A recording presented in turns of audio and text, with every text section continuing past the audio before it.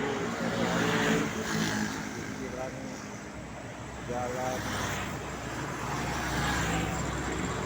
Magelang dari arah Semarang menuju ke Magelang.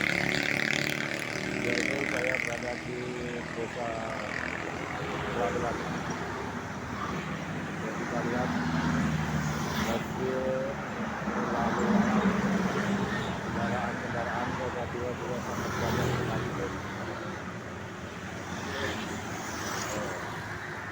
Inilah kondisi saat ini sore sekitar jam 4 sore tanggal 11 November hari Selasa.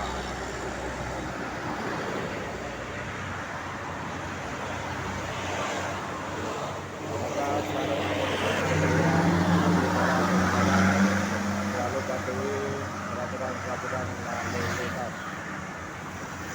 Gunakan helm untuk para pengendara sepeda motor.